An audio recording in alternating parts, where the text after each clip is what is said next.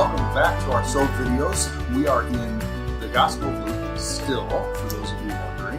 Still here. We are getting to the end. This is week 15 out of 17, so we are almost to the end, which also, especially if you're just picking up here and you haven't watched all of them so far, also gives you an idea of where we're at in the storyline, in the narrative, because the last, 4 or 5 chapters, Luke has fewer. Matthew has 8 chapters in Passion Week. Mark, I think, has almost 8 or 10 chapters, 6 chapters toward Passion Week. Luke actually has the fewest, I think.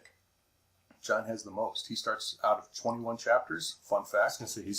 He almost starts there. He does. He starts in chapter 13 out of 21 with Passion Week. So we are getting to the end of the storyline as well as to the end of the book. So we're picking up with the last 3 verses in chapter 20 instead of following the chapter break. So you want to fill us in why we're doing that? Sure. So last week we ended with the triumphal entry into Jerusalem, and we saw an incredible amount of teachings, and I think we've seen that for the past so many weeks, right? Where Jesus is, because that's what Jesus is doing, right? He's going around teaching. And like you said, it was a little odd that we didn't finish the chapter. But if you take a look at it, there's a warning in there, right? And it says, watch out for the religious leaders who dress nice and talk nice, but devour widows' property. Mm-hmm. And that's my paraphrase there. And I would think if we wanted to generalize that and kind of take it up a notch, I think we see it today, that there's some religious leaders who are more focused on themselves and using the money for themselves that they get from hardworking people. Yeah. And not that every verse you try to translate into today, but we still see it today. Yeah, it's very. I mean, I think that's all religious leaders of all, whether Christian or non-Christian or whatever.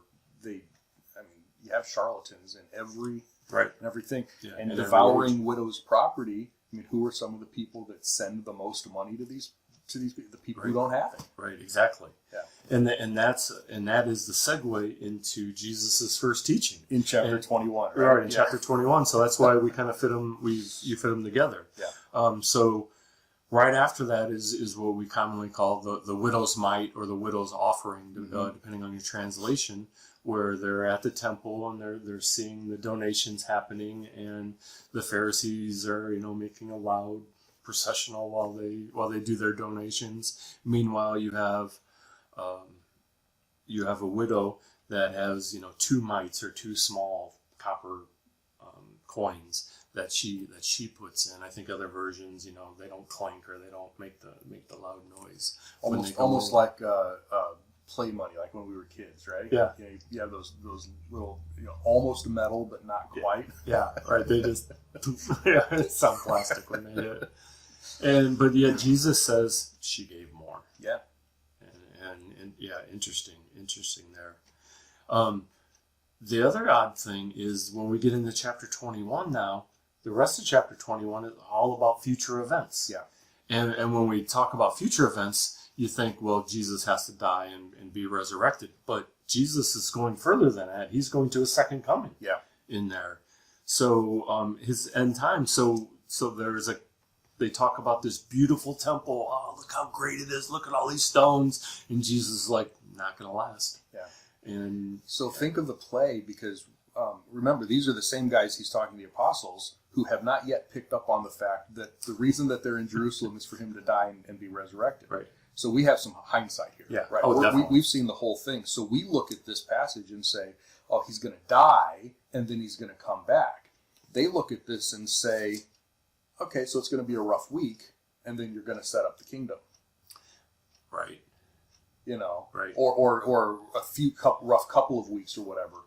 And interestingly, had Israel rejected Jesus? Here's a fun speculation.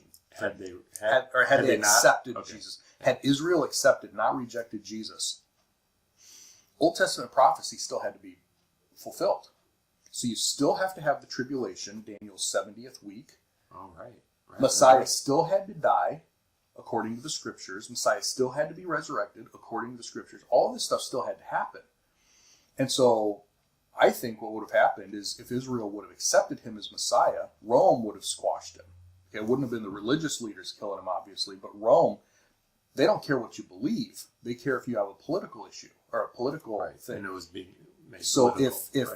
if Messiah would have started his kingdom and Israel would have been like, yes, Messiah's here, and accepted Jesus, he would have been killed, still crucified, because that's what treason, the highest rebels. Right. He would have been crucified as a king, which is interesting because Pilate did put that up on his thing.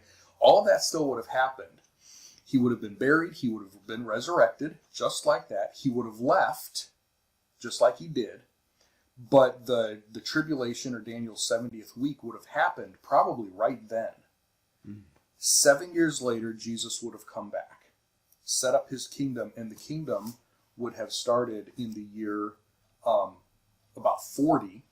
Right. John would not have written yet, which means we don't have the revelation of we wouldn't need it. Of a 1,000-year kingdom. It would have just gone into the kingdom, and then the new heavens and the new earth, and everything everything that the Old Testament says would have still been fulfilled. And the only thing we would be missing was the church age. Right. But the church isn't in the Old Testament. Right. We would have been born into, assuming we would have still been born, whatever, been born into this new kingdom, into this new thing, and everything would have been fine the way it was intended to be, or the way it was offered anyway. Right. So all of this stuff still would have happened, but it would have happened 2,000 years ago instead of being future for us. How different our life would be. Right. All the problems of today. Yeah. Right. So I think it's very cool that to think that even if something as drastic as Israel accepting Jesus, we think that is drastic. Right. Nothing changes. Nothing, because Old Testament God has to fulfill his promises. Right. Good point. I love that, man. I love it. I noticed. Nice. So that's all of 21. What's Right. going to happen in the future at the end of the tribulation, the end of the tribulation, the second coming? It doesn't have any impact on us, like other than trusting prophecy. Nothing in chapter 21 is going to happen within our lifetime. Right.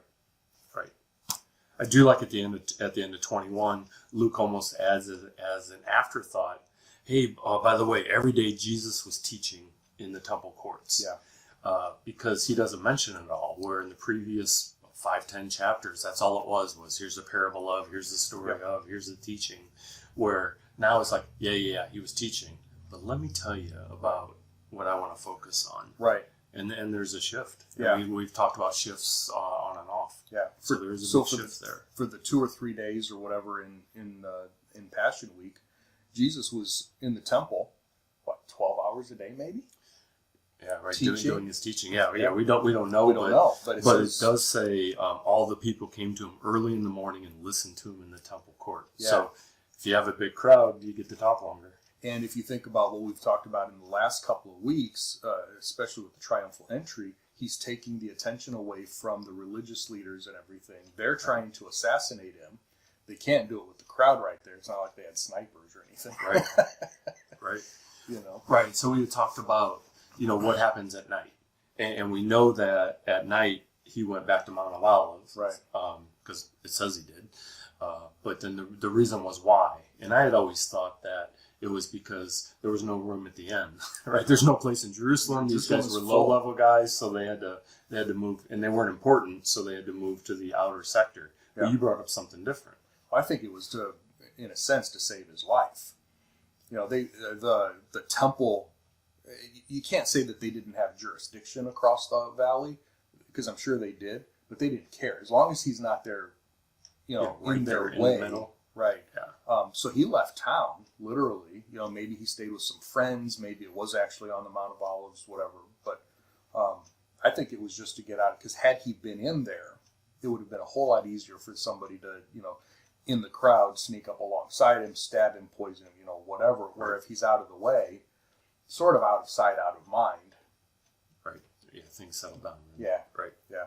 Right. That's my thought anyway. Right. I don't know if that's true. Yeah, no, good thought.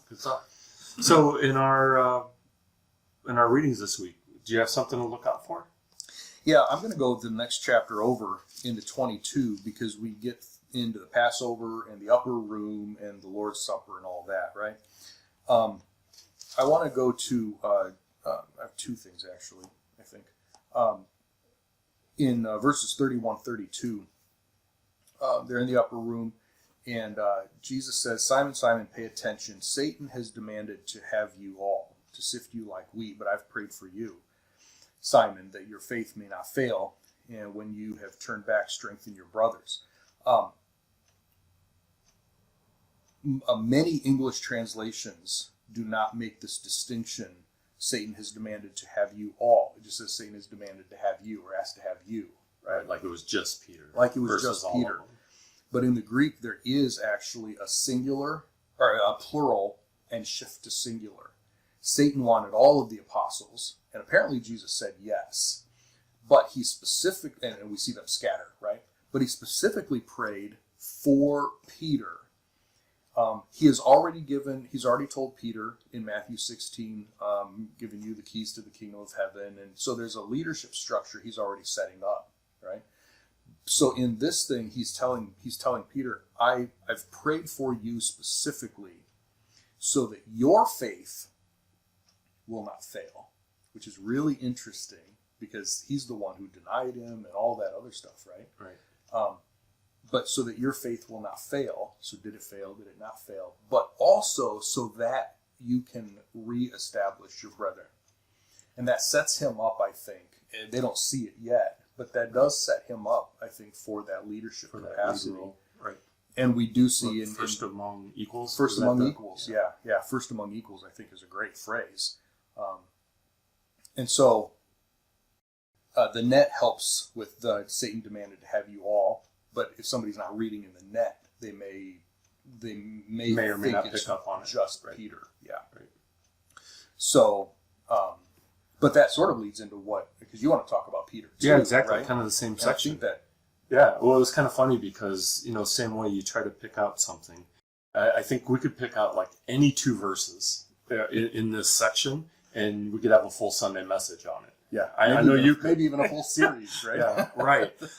But so it's kind of funny that we focused on the same part, and I really see that there's three parts to this, and the first part happens in this week's reading, and I think the second part we'll find next week, and then there's a restoration that we talked about, and that happens later. It's not even in Luke; it's in John, really, sort of. Oh, the big restoration. The big restoration, yeah. But you kind of hit the setup, and the setup is Jesus tells Peter, "Hey, you're going to deny me," and Peter, of course, says, "No way, me, no way." And then we find out later it happens. Yeah. And we'll definitely bring that out more next week. But the point that we want to talk about is, this is a guy who's leading the church. This is a guy who's going to be in charge. And this is a guy who's going to be really knocked off his feet by this. Yeah. Right? And whether you think it's a pride thing, where Peter has a lot of pride, there's no way I will ever disavow you, or whether it's just a humanity thing, it's kind of nice to know that he's human. Yeah. And I like that because it happens to all of us. I don't know about you, but I have certainly said, I will never. And I meant it. Yep. I meant it as much. And then it sure seems like the next week I was. Yeah. And I was backpedaling on it. Right. And you learn that, well, first you learn never to say, I will never say. Not that can be a good thing at times. But you also learn that you're not the one in charge. Yeah. And when you put yourself in situations where your mind thinks, I'll be strong, when those situations actually happen, you're not ready for it. Well, and I think that's part of the path, though, right? Because the perseverance is choosing to trust in every test, temptation, and trial, regardless of who's throwing what at us, right? And I think there has to be failings too. I don't know about have to. I don't know have to. But the failings, I think get you to move faster or quicker. I mean, we were supposed to learn from them. Well, that's what I mean. And that's that learning. Sometimes we fail over and over and over, and we don't learn from it. I'm going to be great now. Yeah. And God's like, really? But how did you not see that? But I know a lot of people when you get that painful lesson that you learn. Yeah. Man, you want to stay away from that the next time. Yeah. Israel, actually, just taking it back, Israel makes a really good example of that, because if you look all the way through the Old Testament, especially the prophets, idolatry was their major Achilles heel. Right. Constantly took them down. And so God exiled them like he said he would, Assyria and then Babylon. When they came back, never again. Idolatry has never, ever. Now, they haven't worshiped God the way they were supposed to, but idolatry has never been a thing since the exile. They learned their lesson. Yeah. And so that actually helps as we look in some of the New Testament books. If the writer is talking to a group, and we can't tell, is this Israel, is it Gentiles, is it the church, or whatever, if they bring up idolatry as a major issue, it almost can't be Israel. Almost can't be, because they learned their lesson thousands of years ago. Nice. It's never going to happen again. Nice. And so we see that personally. We see that, churches can go through that. We went through this in our history, and that will never happen again. Right. Institutional memory. Yep. Yeah, exactly. Nations, the whole thing. That's a big thing. And I think that is, if we take a step back, a bigger part of the path, right? Right. We choose to trust finally, or, we pass that test, or we fail and then pass it quickly again the next time. And it becomes godliness that sinks down into us, right, so that we can move on to the next part that we're supposed to learn. Right. And to dovetail off of that, there's a generational thing in there too, where I can certainly learn the lesson. Yep. I can have it happen to me, but I need to impart that on future generations, right, to remember. Yep. And that's what we see in the Bible, right? Here's a fail, here's a fail, here's a fail. Ooh, we should probably avoid that. Yeah, right. That's discipleship, right? Yeah. Paul says to Timothy, the things that you've heard from me in the presence of many witnesses, and trust those things to faithful people who are able to teach other people as well. Right.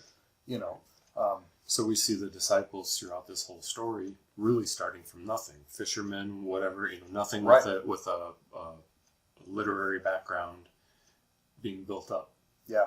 And making mistakes and hopefully learning from them. Yeah. I mean, even in our readings this week, they're still arguing about who's the greatest. Are we going to, And they didn't have the indwelling Holy Spirit yet, because that doesn't happen until Acts 2. Now, they have right, Jesus right there, which you would think is better, but but it's different. It's different, familiarity. Yep. Right. I don't think it breeds contempt in this case, but familiarity breeds something, right? So this is Jesus, and I wonder how often they forgot that, this is Messiah, and he's not just friend and, whatever. Well, like anything else, you're looking right? for the reward. Yeah. Right. You're here because something better is going to happen, and you're building something great. But now the bad things are going to happen. Yeah. And that's the part nobody wants. You don't want to sign up for that piece. Right. Yeah. Well, there's definitely... there's a lot of principle that we could get in. For a section that is mostly end times, or seems like end times, or a part that, we didn't even talk about the Passover and everything, not a big right, deal. But there seems to be a lot of, in Peter, and we won't get to it because we're not doing John, but in John, after the betrayal, after the denial, after everything, Jesus comes back and says, feed my sheep, feed my lambs, take care of my sheep. And sometimes churches or pastors look at that as this, that's what all pastors are supposed to do, or that's our call. That was Peter's commission all the way back to here. I've prayed for you so that you can bring them back. And he did bring them back. From John 21, we were talking about this. From John 21, we go to Acts 1. And Peter stands up and says, we got to replace Judas. We've got to do this. We've got to do this. And so they do. Why? Because he's taken charge, and he's, in Acts 2, the Holy Spirit comes. Who stands up and preaches? Peter. In Acts 3, Peter and John. In Acts 4, Peter and, and it just keeps going because they needed a leader. And even with his great failings that we're going to see over the next couple of weeks, Jesus said, I've prayed for you specifically. I always take it in business terms, because I've, been in, companies for years. Sure. So, the high level manager, the president of the company saying, you're the man. Yep. And then, you as the man mess up. Oh yeah. And you're like, oh, I just blew my promotion. Yep. And then on the restoration where Jesus is saying, you're still my man. Yeah. And that just makes you work twice as hard. Yeah. You understand you're failing. You're not going to repeat it. Right. You have the confidence to move forward and the trust of the above. leadership. Yeah. And I think that's cool in the church because we've all been given the commission, make disciples. We've all been, we're supposed to grow up. And will we fail? Like we've been talking, absolutely. But I think it's a little too far to say, we're all Peter, type thing. But God